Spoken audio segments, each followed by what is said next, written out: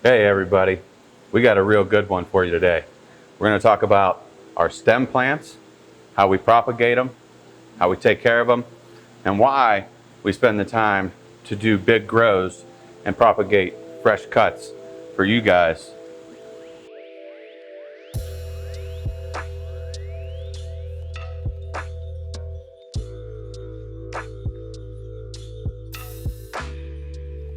Here in-house, we have a wide variety of stem plants, each of which we treat differently in the methods that we go about of propagating and general maintenance.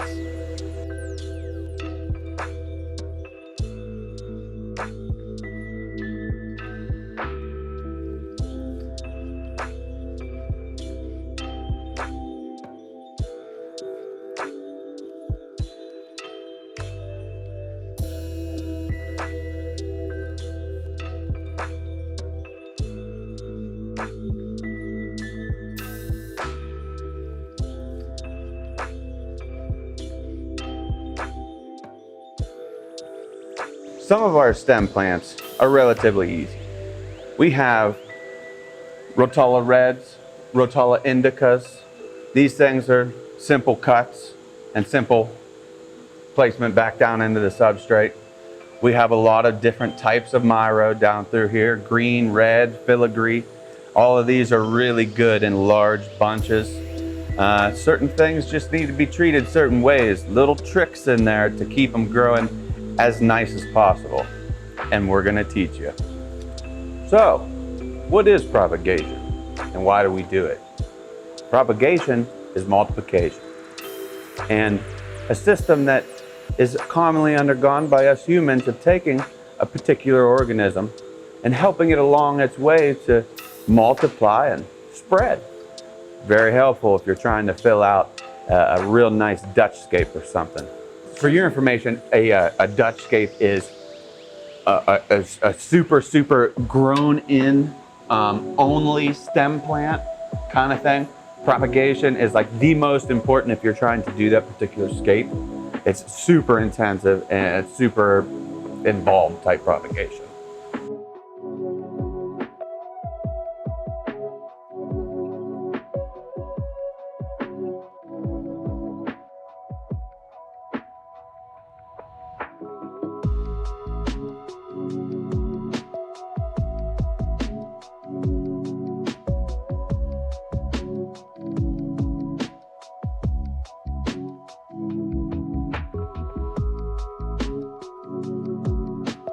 Root cutting is something, any piece of the plant material that you cut and then you're able to then root.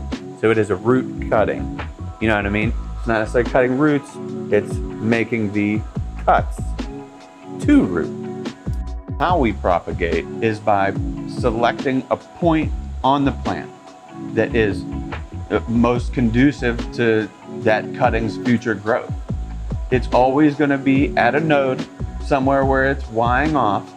Best case scenario, you're going to find a point on the stem where there's roots.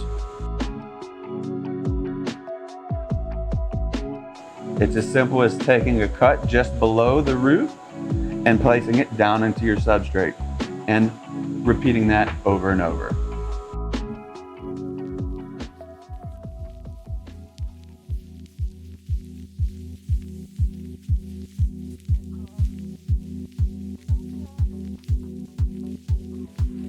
When I'm cutting out a portion, I will pick the best spot to make the cut on that particular plant bunch that is going to, on a production standpoint, increase the growth for me to take later cuts and to ensure that that cut is going to root and be as healthy as it can once it gets out into your tank.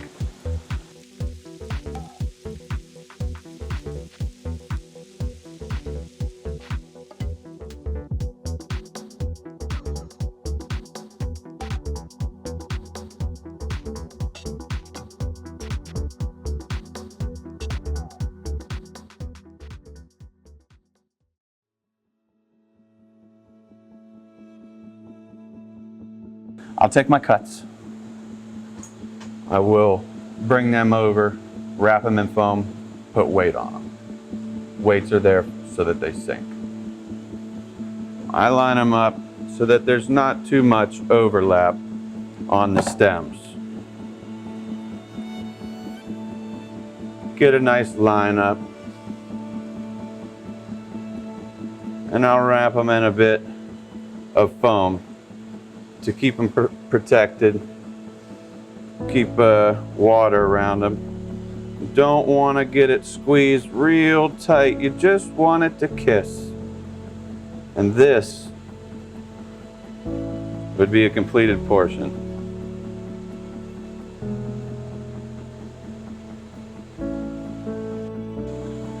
Prior to making my cuttings, I spend my morning putting the labels on all the appropriate bag sizes. Now we have a lot of different bag sizes for a lot of different plants.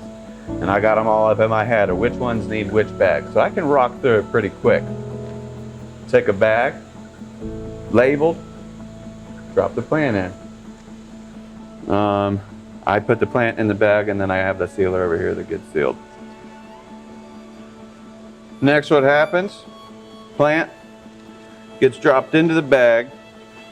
I always like, I don't see my bigger one around here, I'll take a syringe with whatever tank that it was in, water-wise, and I like to add in enough to keep humidity inside of the bag at 100 while it's on its way to you. I give it a nice hot seal, and it'll be coming to you just like that.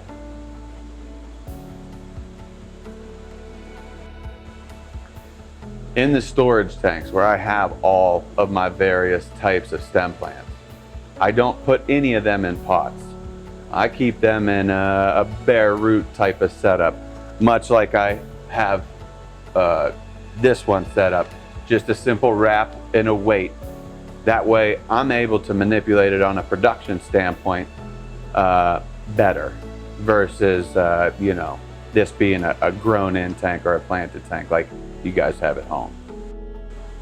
Why it is that you're going to get your stem plants in a weighted bunch versus in a pot is that some of it may be my personal preference, how I like to deal with stem plants and maintenance stem plants. When you go and take your cuts, I do a simple wrap and I'll drop them back into where they were at, whether it be behind a bit of a hardscape or something like that. The roots are going to grow just as they grow in my tanks here, drop down and penetrate into your substrate and gather what nutrients they want. I send them to you this way so that you can just take and drop the plants into your scape. I'm a scaper myself, I'm a hobbyist, and sometimes the first place you put it isn't where it's going to stay. So this gives you a little bit of mobility. You can move the plant around, you can decide exactly where you want to have it before you decide to possibly take and put the rooted cutting down into the substrate. And if you don't want, you can continue taking your cuts, add the weights, you move them all over your aquarium if you want, and half the fun is taking new cuttings and starting new tanks.